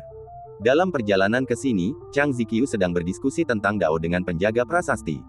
Keduanya adalah kultivator pedang, jadi mereka punya banyak hal untuk dibicarakan. Saat mengobrol, mereka merasa seperti bertemu terlalu terlambat, seperti guru dan teman. Chang Ziqiu senantiasa menaruh rasa kagum terhadap penjaga monumen senior ini yang telah mencapai puncak ilmu pedang, mencari kebenaran dengan pikiran terbuka dan tanpa rasa hormat. Dua murid kesayangan Master Sekte Lin Chang'e juga ikut bersenang-senang. Satu laki-laki dan satu perempuan, bernama Yan Yingxiang dan Yi Yunan. Yang pertama memiliki tubuh pedang 9 gan, sementara yang kedua memiliki tubuh suci es ekstrim. Keduanya termasuk yang paling berbakat. Qi Yunan adalah penggemar berat buku cerita, dan jumlah buku yang disita setidaknya 80.000, bahkan mungkin 1.000. Jika ia tahu kisah Kaisar Iblis King Yu dan putranya, ia pasti akan membayangkan berbagai adegan menarik dalam benaknya. Misalnya, kisah kecemburuan antara aku dan ayahku, sang kaisar, dan bagaimana ayahku menindasku selama 200.000 tahun demi seorang wanita. Sebagai putra kaisar, aku harus menghapuskan rasa malu itu. Kini, kepala Qi Yunan dipenuhi pikiran-pikiran aneh. Konon, ia diam-diam melebih-lebihkan kisah Chen Qingyuan dan menyusunnya menjadi sebuah buku cerita. Penjualannya di beberapa tempat di Northern Wilderness sangat tinggi, dan ia mendapatkan banyak batu spiritual. Gadis ini cukup pintar, bahkan membawa Chen Yiyi ke dalam kelompok, dan mereka semua menyumbangkan setengah dari batu roh yang mereka peroleh ke perbendaharaan sekte. Dengan begitu, bahkan jika Chen Qingyuan menemukan mereka, paling-paling mereka hanya akan dihukum, tidak terlalu serius. Gadis kecil yang licik seperti itu membuat para pemimpin senior Qingzong pusing dan membuat mereka tertawa dan menangis. Paman Guru, dengan semua kegembiraan yang terjadi, apakah menurutmu Tuan Muda Chen akan datang? Di hadapan orang-orang yang lebih tua, Yunan berperilaku sangat baik dan berbicara dengan lembut. Di kapal perang, Yan Yingxiang, murid kedua ketua klan, Lin Chang'e, berdiri di belakang.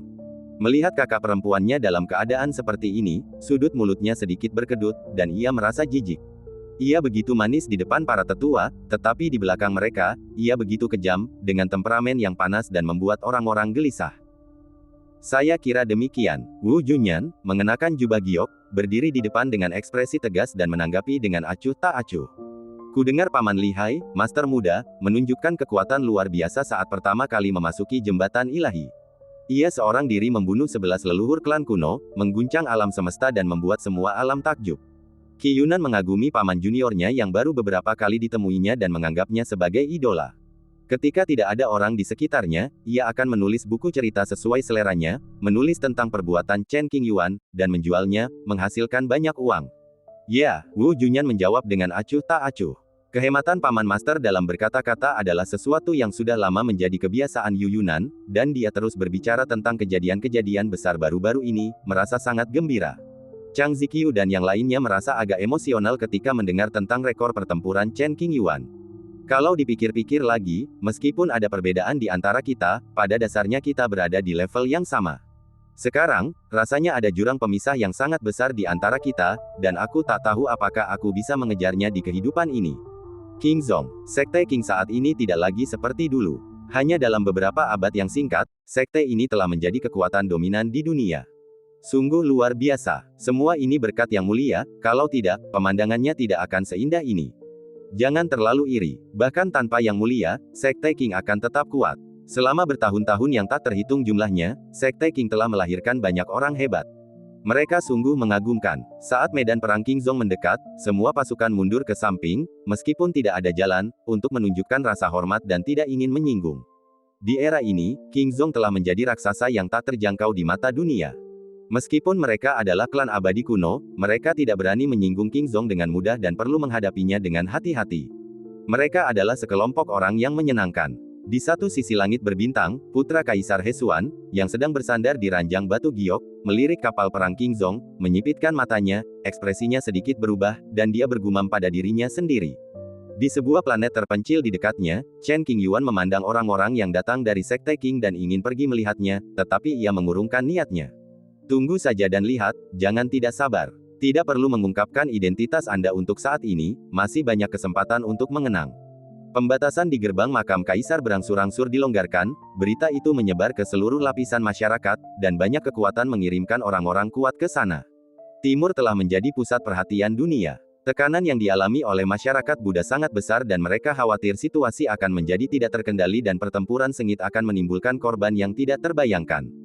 Meskipun agama Buddha memiliki dasar yang mendalam, ia tidak dapat mengalahkan para pahlawan dunia. Klan Roh Api, Klan Yuking, Klan Tianshui, Klan Kaisar Guiyan, klan Kunpeng, dan seterusnya, 17 klan kuno abadi semuanya mengirim utusan, tidak ingin melewatkan kesempatan seperti itu. Pertempuran lihai terasa seperti baru kemarin. Suku-suku kuno yang terlibat dalam perang merasa malu dan kini bersembunyi dalam kegelapan, tidak muncul. Banyak sekali wajah-wajah asing di sini. Mau tahu lebih banyak tentang apa yang terjadi?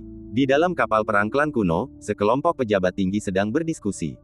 Jangan membuat hal-hal menjadi rumit. Belum ada perselisihan kepentingan, dan tidak perlu ada konflik dengan entitas yang tidak diketahui asal-usulnya. Di permukaan, wilayah bintang ini tampak damai dan sepi, tetapi pada kenyataannya, arus bawah bergejolak, dan individu-individu kuat bersembunyi di setiap sudut, siap untuk melompat keluar dari kegelapan seperti serigala, memamerkan taring dan cakar mereka. Klik, gerbang raksasa yang menjulang tinggi berdiri di langit berbintang, dan pola-pola kekaisaran di atasnya mengalir sesuai aturan khusus, dan semakin banyak retakan muncul, disertai dengan suara retakan kecil. Berdengung, pola kekaisaran bergetar, dan suaranya memasuki telinga, bergema di telinga untuk sementara waktu dan tidak dapat dihilangkan. Donglong, tiba-tiba terdengar suara keras. Ternyata seorang lelaki tua melihat retakan yang jelas di pintu makam kaisar. Ia tak kuasa menahannya dan bergerak di udara, mencoba mendorong pintu itu hingga terbuka. Ledakan, kekuatan misterius itu jatuh di pintu makam, tetapi tidak menimbulkan efek apapun, bahkan sedikit pun geli. Jalur hukum di pintu terhenti sejenak, dan kekuatan itu terpantul kembali. Lelaki tua yang baru saja melangkah ke jembatan ilahi itu pasti telah mendapatkan semacam kesempatan, yang telah meningkatkan kekuatannya. Ia bermaksud menguji pintu makam untuk melihat apakah ia bisa membukanya, tetapi tiba-tiba, alih-alih membukanya, kekuatannya yang mendalam justru berbalik menyerangnya. Suara mendesing. Reaksi pertama pria itu adalah mundur, tidak berani menahan serangan balasan. Namun, Suan Guang sangat cepat, menembus kehampaan sejauh lebih dari 100.000 mil dan mencapai wajah lelaki tua itu dalam sekejap. Karena tidak dapat berbuat apa-apa, lelaki tua itu hanya bisa membela diri dengan segenap kekuatannya. Ledakan. Akhirnya, kekuatan serangan balik itu, setelah diberkati oleh hukum gerbang makam, menjadi sangat mengerikan, membuat lelaki tua itu tak berdaya melawannya. Penghalang pertahanan runtuh, dan cahaya misterius menembus daging, merusak jiwa, dan menghancurkannya. Dalam sekejap mata, lelaki itu hancur menjadi kabut darah, jiwanya tidak dapat melarikan diri, dan tubuhnya lenyap seketika. Ketika semua orang melihat kejadian ini, mereka tidak menunjukkan belas kasihan dan bersikap acuh tak acuh seperti biasanya. Tidakkah mereka melihat sekelompok orang besar sedang menunggu dengan sabar? Mereka berani menyerang pintu makam kaisar begitu mereka melangkah ke jembatan ilahi. Mereka tidak tahu apakah mereka hidup atau mati. Dia pantas mati. Aku hanya bisa menyalahkan diriku sendiri karena terlalu bodoh. Tidak akan pernah ada kekurangan orang bodoh di dunia ini. Kalau orangnya banyak, nggak heran kalau bermunculan orang-orang aneh semua. Dalam waktu sekitar 1 jam, daya penahan pintu makam akan berkurang hingga titik terlemahnya. Banyak orang kuat mengamati perubahan di pintu makam bersama-sama, dan setelah kesimpulan yang tak terhitung jumlahnya, mereka sampai pada kesimpulan ini. Waktunya sudah hampir tiba. Sebentar lagi kita akan bisa menyaksikan sejarah. Pembukaan makam Kaisar Taiwei pasti akan tercatat dalam sejarah dan dikenang oleh generasi mendatang. Dalam sekejap mata, semua itu berlalu begitu saja. Selama periode ini, langit berbintang sangat tenang dan tidak ada yang menimbulkan masalah. Pada titik kritis ini, jika kita tertunda karena hal-hal lain, kita akan kehilangan pandangan terhadap gambaran besar dan kehilangan pandangan terhadap poin-poin utama. Semua kekuatan hidup dalam damai, semua menatap pintu makam yang menyimpan jejak-jejak perubahan waktu. Bum bum bum. Tiba-tiba, pintu makam mulai bergetar, dan beberapa serpihan batu lapuk beterbangan. Hukum sirkulasi kuno menjadi lamban dan lemah, dan retakan mulai menyebar ke tempat lain, seolah-olah membelah seluruh pintu makam. Waktunya telah tiba. Para biksu yang telah lama terdiam mulai bersemangat, dengan kegembiraan yang tak terkendali terpancar di wajah mereka. Mereka menantikannya dengan tak sabar. Waktunya telah tiba. Jika kita menyerang bersama, kita pasti bisa menerobos. Seorang lelaki tua dari klan kuno memperlihatkan wujud aslinya dan berteriak keras. Seketika itu juga, orang-orang kuat dari berbagai suku yang telah dibicarakan sebelumnya muncul satu demi satu, siap. Siapapun yang membuka pintu tentu dapat masuk lebih dulu dan memanfaatkan peluang tersebut. Para biksu menyaksikan dari jauh, menggenggam tangan mereka erat-erat, berusaha sekuat tenaga mengendalikan emosi dan mempertahankan tingkat rasionalitas tertentu. Menyerang. Dalam waktu yang dibutuhkan untuk menghabiskan secangkir teh, puluhan praktisi kuat menghadap pintu makam dan menyerang bersama-sama. Kekuatan dahsyat itu mengguncang langit berbintang, dan memicu badai hukum yang membuat jiwa manusia gemetar. Mereka harus mundur atau merapal mantra untuk melawan. Ledakan dentuman. Pintu makam mulai bergetar hebat dan memekakkan telinga. Meskipun kekuatan pola kaisar telah melemah, jangan diremehkan. Pola ini telah memengaruhi tatanan dan aturan galaksi di sini. Banyak bintang tertutup awan gelap, dan bumi berguncang, seolah-olah kiamat akan tiba. Ledakan. Setelah kebuntuan singkat, para pahlawan bekerja sama dan akhirnya melonggarkan pintu makam, menciptakan celah selebar 3 meter, cukup lebar untuk dilewati orang. Selesai. Masuklah, jadilah selangkah lebih maju. Makam Kaisar Agung Taiwei pastilah menyimpan harta karun yang luar biasa. Jika aku mengambilnya, aku pasti akan mendapatkan tempat di dunia yang makmur, menikmati kejayaan, dan menjalani hidup tanpa beban. Tolong tunjukkan muka padaku, rekan-rekan Taois, dan masuklah nanti. Orang kuat manapun yang mendobrak pintu tentu akan membiarkan orang-orangnya masuk terlebih dahulu, kalau tidak, untuk apa bekerja keras. Meskipun yang lain hanya menonton tanpa daya, mereka tidak mengeluh. Lagi pula, jika orang lain tidak mendapatkan manfaat setelah berusaha, itu sungguh tidak masuk akal. Begitu semua pasukan itu memasuki makam kaisar, para kultivator dari segala penjuru memberanikan diri untuk bergerak. Dengan antisipasi yang sangat kuat di mata mereka, mereka menyerbu masuk seperti kawanan ikan, tak terhitung jumlahnya. Apa isi makam itu? Chen Qingyuan tak bisa lagi duduk diam. Ia melambaikan tangannya untuk menyingkirkan penghalang dan berjalan menuju pintu makam yang terbuka. Karena insiden Hesuan sebelumnya, banyak orang terpaku pada sosok Chen Qingyuan, tetapi sayangnya mereka tidak dapat melihat identitasnya. Mereka kemudian mengalihkan pandangan dan memusatkan seluruh perhatian mereka pada makam kaisar. Orang-orang kuat dari semua lapisan masyarakat berkumpul di satu tempat, dengan kekuatan yang begitu dahsyat dan momentum yang begitu besar sehingga mustahil untuk menutupinya. Setelah melewati pintu makam, pemandangan di dalam makam langsung terlihat, membuat orang-orang tercengang dan seolah melihat keajaiban. Daripada mengatakan ini adalah makam, lebih baik mengatakan ini adalah tanah harta karun seperti negeri dongeng. Setelah memasuki makam, Anda akan menemukan diri Anda di sebuah panggung batu giok besar yang dapat menampung jutaan orang atau bahkan lebih tanpa terasa berdesakan. Platform batu giok indah di bawah kaki Anda sempurna dan merupakan karya seni yang melampaui alam, bahkan tanpa jejak campur tangan manusia. Di ujung panggung batu giok tepat di depannya berdiri sebuah istana megah dan hikmat. Setiap bagiannya diukir dengan cermat, bertatahkan batu-batu mulia dan batu giok yang berkilauan, dan digambarkan dengan pola-pola yang tampak nyata. Sebuah mutiara raksasa tergantung di langit-langit istana, memancarkan cahaya yang mengusir kegelapan yang dingin. Ini hanyalah istana yang paling dekat dengan semua orang. Masih banyak lagi di belakangnya, dan beberapa berdiri tinggi di lautan awan. Sejumlah 8 atau 9. Seorang tua memberanikan diri mengendalikan sedikit kesadaran spiritual dan menghitung berapa banyak istana yang ada. Masing-masing dari 70 istana giok yang menakjubkan bagaikan gunung yang megah, tidak dapat didaki dan tidak terjangkau. Ada istana yang tergantung di atas kepala Anda, yang membuat Anda merasa sangat kecil dan Anda tidak akan pernah bisa menyentuhnya seumur hidup Anda. Kabut peri yang berkelok-kelok mengandung hukum-hukum misterius.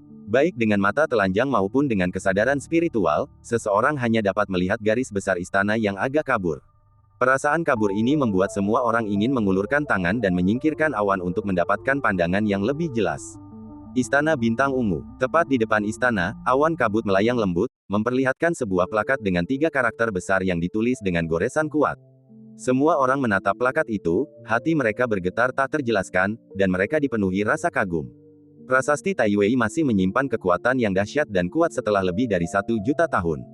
Siapapun yang melihatnya akan merasakan jantungnya mencelos, seolah-olah melihat sosok agung berdiri di puncak, tinggi di langit, tak tersentuh.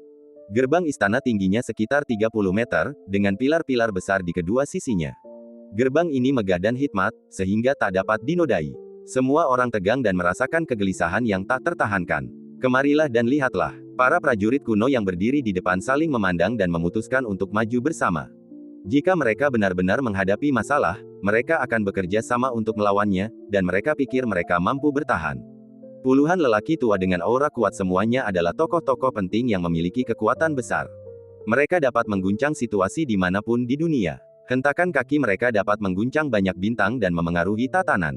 Meskipun Chen Qingyuan diperhatikan, tak seorang pun berani mendekatinya. Ia berdiri di belakang kerumunan, di suatu tempat dalam kehampaan, mengamati situasi yang berkembang tanpa tergesa-gesa. Lagi pula, Lao Huang itu ada di sini, kata Chen Qingyuan diam-diam sambil menatap seseorang yang tak mencolok. Karena ini terkait dengan makam Kaisar Taiwei, bagaimana mungkin Huang Xingyan, sebagai keturunan generasi selanjutnya, tidak hadir? Sekalipun Huang Xingyan bersembunyi sangat dalam, dia tetap tidak bisa lepas dari tatapan tajam Chen Qingyuan. Huang Xingyan sepertinya menyadari ada yang sedang menatapnya, dan ia menjadi sangat waspada. Ia menangkap arah tatapan itu dan menoleh. Tiba-tiba, Chen Qingyuan dan Huang Xingyan saling memandang melalui lapisan kekosongan. Melihat teman lamanya, Chen Qingyuan tersenyum kecil tetapi tidak mengatakan apa-apa. Ada beberapa pria tua yang bersembunyi di sini, dan kemampuan transmisi suara mereka mudah disadap. Chen Qingyuan memiliki kemampuan untuk melindungi dirinya sendiri dan tidak takut identitasnya terbongkar, ia hanya tidak ingin menjadi pusat perhatian. Selain itu, identitas Huang Xingyan agak istimewa dan dia tidak dapat ditempatkan dalam bahaya. Siapa orang ini? Huang Xingyan melihat senyum di bibir orang itu, sedikit mengernyit, dan sedikit keraguan muncul di antara alisnya. Ia bergumam dalam hati, ada rasa keakraban yang tak bisa kujelaskan. Donglong, suatu suara menyentuh hati setiap orang. Chen Qingyuan tidak terkecuali dan menatap lurus ke depan. Ternyata sekumpulan orang tua dari klan kuno tengah berusaha mencari cara untuk membuka pintu kuil, hingga mereka membuat keributan. Pintunya keras sekali. Saya tidak bisa membukanya. Apa yang harus saya lakukan? Saya pikir saya bisa memperjuangkan peluang setelah masuk ke sini, tapi saya tidak menyangka akan ada begitu banyak rintangan. Apakah istana ini bukan untuk kita? Barang-barang peninggalan Kaisar Taiwei tidak dapat diambil dengan paksa. Para tetua mencoba beberapa kali tetapi gagal, tidak mampu mendorong pintu hingga terbuka. Mereka berhenti sejenak dan mulai berbicara. Tanah Bajiu yang diberkati hanya dapat diakses oleh mereka yang ditakdirkan untuk berada di sana. Adapun siapa yang ditakdirkan, itu tergantung pada keberuntungan masing-masing. Deng deng deng. Tepat saat para tetua klan kuno tengah berbincang, seorang pemuda berjalan keluar dari kerumunan dan perlahan berjalan menuju Aula Zichen. Dalam sekejap, semua orang yang hadir memusatkan perhatiannya kepada pemuda ini, dengan ekspresi penasaran, terkejut, bingung, dan sebagainya. Orang-orang tua itu tidak mengenali pria muda itu, jadi mereka tidak menghentikannya dan menunggu untuk melihat apa yang sedang terjadi. Pemuda itu mengenakan gaun sederhana dengan garis-garis putus-putus yang jelas di beberapa tempat, sepasang sepatu kain yang ternoda lumpur dan debu, dan sepasang celana dengan beberapa tambalan di atasnya. Ia berpakaian sederhana, seolah-olah berasal dari keluarga miskin. Namun, siapapun yang bisa datang ke sini setidaknya adalah seorang kultivator di tahap spiritualisasi atau tahap penyeberangan kesengsaraan yang datang ke sini untuk berlatih bersama leluhur klan mereka. Tidak ada orang biasa di sana. Namun, tidak ada energi spiritual yang terpancar dari tubuh pemuda itu. Bahkan sekelompok barang antik kuno dengan kultivasi yang mendalam pun tidak dapat menemukan sesuatu yang aneh pada pemuda itu. Ia hanyalah orang biasa. Semakin biasa suatu hal, semakin aneh pula hal tersebut. Rambut panjangnya tergerai dan terlihat berantakan, tetapi memberikan kesan santai dan tidak terkendali. Tak seorang pun akan menganggap pemuda itu sebagai orang biasa. Aura mendalam yang terpancar dari setiap gerakannya tak dapat disembunyikan oleh pakaian lusuhnya. Setelah melewati area tempat para tetua klan kuno berada, pemuda itu tidak berhenti pada tetua manapun, tetapi menatap pintu istana di depannya, seolah memikirkan sesuatu. Baru saja sekelompok orang kuat mendorong pintu istana dengan keras, menyebabkan lingkaran pola kuno beriak di pintu. Seorang pemuda yang berdiri di sudut menyadari sesuatu yang aneh dan melangkah mendekat untuk meminta konfirmasi. Apakah seperti yang aku harapkan? Pemuda itu bergumam pada dirinya sendiri dan perlahan mengangkat tangan kanannya. Dia membentuk jari-jarinya menjadi pedang dan dengan ringan mengarahkannya ke posisi tertentu di pintu istana. Cahaya lembut meluap dari ujung jari dan jatuh ke pintu. Dengung dengung dengung. Hukum di atas gerbang istana masih bergerak cepat, dan segera membangkitkan kekuatan sisa yang kuat, memaksa orang tua di dekatnya untuk mundur, dengan keterkejutan dan kekhawatiran di wajahnya, dan menggunakan kekuatan magisnya untuk membela diri. Tepat di depannya, hanya pemuda itu yang berdiri di sana, tak bergerak, seolah tak terpengaruh oleh apapun. Seperti kelihatannya, tatapan mata pemuda itu menjadi sangat tajam, dan kekuatan pedang yang dahsyat memancar dari tubuhnya. Ia menguji dan bersaing dengan aturan gerbang kuil. Istana bintang ungu berisi pedang tertinggi. Hanya pendekar pedang hebat yang telah mencapai alam spiritual yang dapat menemukan petunjuk dan menemukan peluang. Pemuda ini, bernama Li Jinzu, adalah dewa pedang Gaibo di akhir zaman kuno. Dia hanya kalah dari satu orang sepanjang hidupnya, dan itu adalah gadis berambut itu. Alasan mengapa ia terbangun di dunia makmur saat ini adalah karena keberadaan di sisi lain, yang menggunakannya sebagai bidak catur untuk mempelajari jalan menuju keabadian.